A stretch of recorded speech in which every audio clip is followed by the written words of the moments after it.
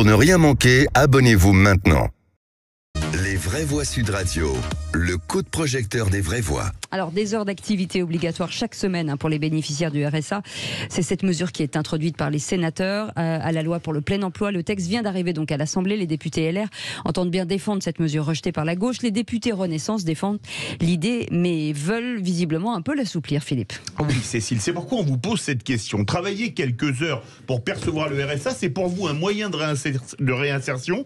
Vous dites oui à 18%. Une reconnexion au travail, vous êtes 30% à acquiescer. Une stigmatisation, 3%. Du travail au rabais, 49%. Si on équilibre, 52-48. Vous voulez réagir? Le 0826 300 300. Et donc Patrick Vignal est avec nous. Bonsoir, merci d'être avec nous. Bonsoir. Vous êtes député Renaissance de l'Hérault. Philippe Bilger. Mon premier mouvement est d'attacher de l'importance à ce que décide le Sénat, et en particulier le groupe des Républicains. Et dans la question que pose Sud Radio, j'aurais tendance à dire, au nom d'un bon sens peut-être totalement superficiel, c'est normal de faire ça. On a un RSA, on impose quelques heures de travail, ça permet, comme vous posez l'interrogation, une reconnexion au travail. Mais pour être totalement franc, je me souviens il y a quelques mois que déjà, Cécile et Philippe, vous aviez choisi le même sujet, et quelqu'un était venu de gauche, et j'avais été très intéressé par l'argumentation qu'il développait, et qui en définitive indiquait qu'il y avait plus de problèmes techniques pour mettre ça en œuvre que de progrès à espérer d'une telle mesure. Françoise Leroy. Oui, je voulais simplement dire que l'idée, le bon sens, j'en ai marre de ce bon sens qui est mis à toutes les sopes et les sauces, le bon sens par-ci, le bon sens par-là. Quel est le bon sens? Finalement, vous allez créer un déséquilibre sur le marché de l'emploi, vous risquez de créer un déséquilibre, vous risquez d'avoir des sous-salariés. Vous savez, il faut arrêter de regarder le nez collé aux essuie-glaces. Qu'est-ce qui se passe? Je prends l'Allemagne. On nous a rempli la tête des lois Schröder, les lois Hartz IV, pour permettre aux gens, justement, dans la précarité, de revenir, de se reconnecter. C'était ça tout le discours du SPD. J'ai bien honte à l'époque des socialistes allemands. C'était « nous allons recoller au travail, il faut recoller au travail ». Résultat des courses, des générations entières ont recollé au travail avec des petits boulots.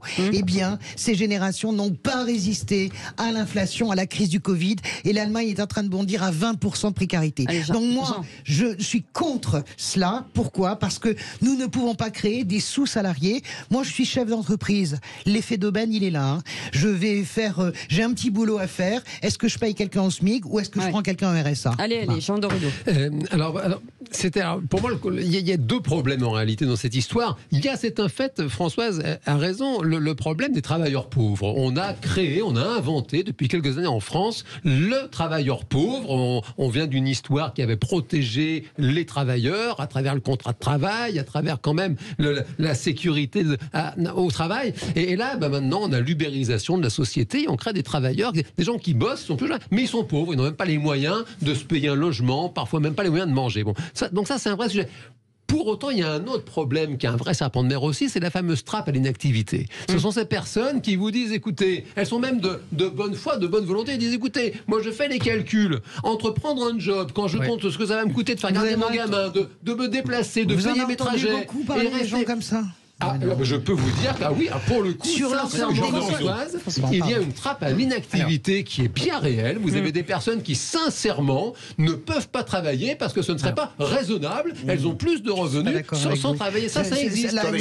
C'est pas la proportion majoritaire des allocataires du RSA. Patrick Vignal, pour faire la synthèse. Écoutez, 60% des personnes, au bout de 5 ans, sont encore au RSA. 42% sont RSA au bout de 7 ans et 16% sont encore au RSA au bout de 10 ans. Il y a des gens qui ne sont pas employables. Pour plein de raisons. Moi, je l'accepte, ça. Et je rejoins Françoise Degois. L'idée, c'est pas de prendre quelqu'un au RSA à 600 €, le faire bosser. L'idée, c'est de donner des moyens aux personnes qui sont loin de l'emploi. Vous savez, je suis dans une région, l'Occitanie, on a du mal à trouver de l'emploi. Et moi, cher monsieur, je ne compte pas voter une loi. On va faire traîner une mère de famille avec 3 gosses qui s'en sort pas, aller travailler dans un supermarché pour faire 15 heures par semaine. Ça fait 60 heures par mois pour 600 €. Ce n'est pas ça la loi. Ce n'est pas ça la loi. territoire. Moi, je pense que ce qu'on a besoin aujourd'hui, c'est d'accompagner certains territoires déjà à passer le permis. Aujourd'hui, dans mes territoires à moi, rappelez-vous la crise des Gilets jaunes, vous n'avez pas de voiture, vous n'avez pas de job. Donc moi, je ne veux pas qu'on assigne un résident déjà, une femme seule déjà, qui est compliquée avec 3 gosses, et en plus, on va lui demander de bosser. On doit faire de l'accès à la crèche et on doit rénover Pôle emploi. J'ai un exemple de hier. J'ai une personne qui travaille, qui est ingénieure, on y propose de faire de la fibre et de câbler sur un chantier. Ça ne correspond pas à sa compétence. Donc l'idée que nous avons, c'est de revenir au plein emploi et la dignité. Et enfin, il y a trop de travailleurs pauvres. Aujourd'hui, il y a 10 millions de personnes qui vivent avec moins de 1 000 euros. Nous devons faire un débat sur les salaires. Qui paie les salaires? Est-ce qu'on baisse les charges des entreprises? Est-ce qu'on demande aux entreprises le quoi qu'il en coûte? C'est quand même 240 milliards d'euros. Est-ce que l'entreprise doit faire un effort? Je le pense. Et je suis chef d'entreprise. Ouais. 0826 300 300. Jérôme Laverny est avec nous. Jérôme, on sera avec vous entre 19h et 20h, mais en écoutant ce débat, vous avez envie de réagir. Oui, tout à fait. Alors tout d'abord, il faut lever une ambiguïté. Il n'y a jamais eu la question de faire travailler les allocataires du RSA. Ça n'a jamais été envisagé. C'est une chimère qui a été colportée à la fois dans certains médias et dans certains partis politiques, il faut dire les choses clairement. Premièrement, la chose à regretter, c'est que l'accompagnement qui est prévu, qui est jamais qu'un calque de ce qui se fait dans les missions locales avec le contrat engagement jeune, pas un accompagnement qui va coûter énormément d'argent, qui est un doublon de l'existant, où le gouvernement et les pouvoirs publics vont se donner une bonne conscience à vil prix, parce qu'on va solliciter des associations, des prestataires, pour faire des ateliers de ceci, des ateliers de cela, qui ne servent strictement à rien, qui existent déjà, et c'est un maquillage qui est loin de la nécessité réelle des gens en termes d'employabilité. Donc on va se donner bonne conscience à faire ces ateliers. Et encore une fois, j'insiste néanmoins aux antipodes de cela. Il n'a jamais été question de les faire. Mais écoutez, on sait lire les projets de loi, on n'est pas complètement idiot, on ne fait pas de l'interprétation, on fait de la politique, oui, bien sûr, évidemment. Comment est-ce que vous appelez le fait par exemple, le Conseil général de la région, du département de Reims, de l'Aube, pardon, qui a décidé de passer une disposition dans son conseil régional où effectivement, on va pouvoir permettre aux gens qui font le RSA de faire les vendanges, par exemple. Vous appelez ça comment? Travailler, pas travailler? Expliquez-moi. Il y a des gens qui n'ont pas la capacité de faire des vendanges. Ils peuvent éventuellement être vendangeurs. Allez. Ok, entre quelqu'un qui gagne 600... Non mais c'est... Jérôme, ça s'est passé il y a un mois. Donc vous pouvez pas me dire qu'on ne demande pas aux gens de pas travailler. Je vais vous répondre, Françoise. Je vais vous répondre. Alors tout d'abord, c'est immettable en place. Ça n'est pas possible d'être mis en place. Mais c'est la mesure a été votée à l'unanimité. Je vais vous répondre. Numéro 2, ça ne peut prendre que l'aspect de stages qui vont être marginalement à la marge organisés pour telle ou telle personne. Mais encore une fois, il faut, alors pour le coup, il faut accabler le gouvernement, je veux bien, dans certains cas, mais là, en l'occurrence, la chose était claire depuis le départ. Oui. Mais c'est pire que cela, c'est pire. C'est que ces 15-20 heures vont coûter beaucoup d'argent et vont ne servir strictement à rien. Parce que correspondant à des ateliers qui existent déjà. Moi, je voudrais dire à Jérôme, la France, on empile toujours des tas de propositions. Je suis d'accord avec vous. Le vrai débat, c'est une vraie relation avec les régions. Les régions ont la formation, le Conseil général a le social. En France, on ne sait pas créer du consensus. On ne sait pas travailler ensemble. Un tel président, il décide de dire je vais envoyer le RSA au vendage. Écoutez, moi je suis dans une région où il y a beaucoup d'agriculteurs, d'arboriculteurs. Je ne vais pas prendre un fusil et dire à la personne au RSA tu vas faire les vendanges. Le vrai débat, moi ce qui m'intéresse, c'est de muscler le pôle emploi. Ce qui m'intéresse, c'est d'avoir des formations intelligentes, poussées sur le long terme. Sinon, je serais d'accord avec vous, ça sert à rien les effets d'annonce. Mais je trouve que là, France Travail, 4 milliards d'argent seront donnés. Est-ce qu'en France, on pourrait parler de parcours professionnel? Encore une fois, je le disais, moi je parle des femmes parce que j'en ai beaucoup dans ma circonscription qui sont seules avec 3 gosses en bas âge. Je ne vais pas demander d'aller faire le vendage, de laisser ces gamins tout seuls. Je préfère qu'elles construisent leurs gamins. Donc si vous voulez, je pense que, et on va le voir avec cette loi, on va essayer que chacun ne prépare pas 2027 parce que moi je ne vous cache pas que je me lève des fois le matin, j'ai honte de faire de la politique. Parce que ça me fatigue des fois. Si Françoise, je le dis. laissez-moi parler, oui, je le dis. Bon, on n'a pas tout fait. La gauche, attendez, la gauche n'a pas tout fait non plus. Le vrai débat aujourd'hui, c'est on est à 7% d'emploi. Moi, j'ai des hôteliers, j'ai des EHPAD, des crèches qui demandent à avoir des gens. Mais moi, j'aimerais qu'on puisse faire des formations valorisantes avec des progressions de carrière. On part au 0826 300 300 avec Éric de Bayonne. Qu'est-ce que vous en pensez ? Bon, cette disposition, elle traverse le temps en changeant de nom, mais en fait, l'ayant taché du même côté négatif, en fait, de sa fonction même, quoi, ça sert à rien. Ça ne règle aucun problème. Ça n'est pas entre choisir entre couler et surnager, respirer une fois sur trois. Ça, je vois pas où est l'évolution.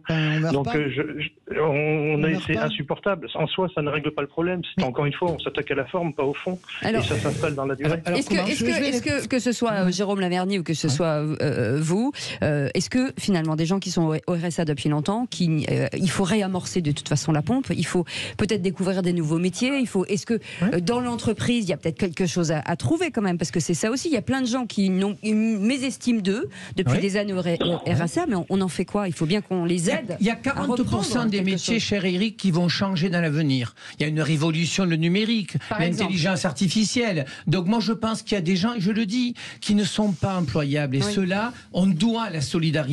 Mais c'est une petite partie. Après, il y a des gens qui veulent retrouver la confiance. Vous imaginez, vous êtes resté 10 ans au chômage. Vous avez l'impression que vous n'existez pas. Et donc, pour ces gens-là, il faut qu'on soit capable de les accompagner, de faire du coaching, de leur redonner envie de faire les choses. Après, Eric, vous dites que c'est de la pommade. Vous avez une meilleure solution? Moi, je suis preneur, cher Eric. Vous savez, Eric, moi, c'est dur de vous entendre parler comme ça parce que vous dites ça sert à rien. Vous savez, le 1er août... Non, mais vous survivez, vous surnagez... Mais heureusement survivre. Le 1er août, tous les Italiens, il y en a 1,5 million, ont reçu sur leur SMS, sur leur portable, jetable, etc., une simple phrase disant, à compter de ce jour, votre RSA, parce que c'est le même qu'en France, c'est 534 €, n'est plus versé. Ça a été le désespoir. Pour des centaines de milliers de gens, 534 €, c'est un désespoir. Et c'est la bouée. Donc, moi, je veux bien qu'on dise, voilà, c'est l'État-providence, mais soyons fiers de notre modèle. Oui, mais il faut trouver des solutions aussi. Mais vous avez des gens qui finiront leur vie au RSA,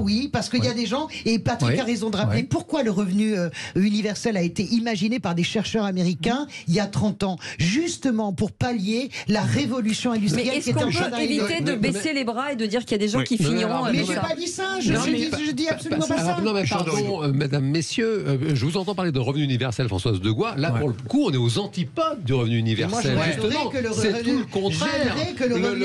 L'idée d'un revenu universel, c'est quelque chose qui peut être très très intéressant. Là, en revanche, je n'ai pas du tout là-dedans, puisqu'on est au contraire en train de dire à des personnes qui bénéficient d'un revenu de solidarité active, quand même le A, c'est quand même actif, quand même depuis toujours. Bon, on est en train de dire, il faudrait peut-être quand même penser à faire quelque chose. Je rebondissais sur.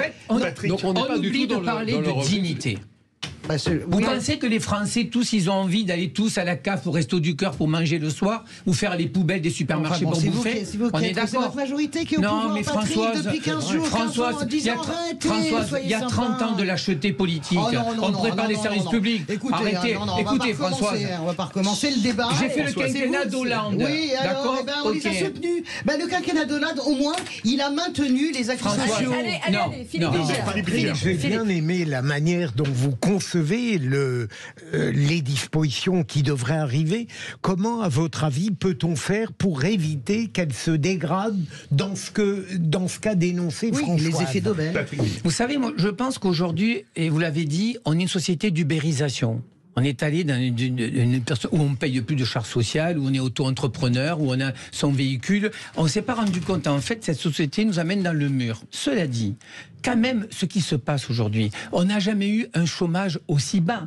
On n'a jamais eu aujourd'hui des entrepreneurs qui cherchent des gens. Écoutez, moi, je viens de récupérer un gamin guinéen qui a traversé la Méditerranée. Ce gamin, il a un contrat d'alternance. Il va montrer sa boulangerie et demain, il va exister comme entrepreneur. Moi, ce que je voudrais, cher Philippe, c'est que les gens, on leur redonne la foi, la confiance au personnel politique et la confiance à l'entreprise. C'est quand même mieux quand vous levez le matin, vous avez un job, vous avez l'impression que vous existez. Petite intervention de Jérôme Laverny et ensuite on y va. Allez-y, Jérôme. Je persiste et je signe. Ce qu'il y a de plus grave, c'est que ces ateliers de 15-20 heures, non seulement ne servent à rien, mais vont coûter très cher.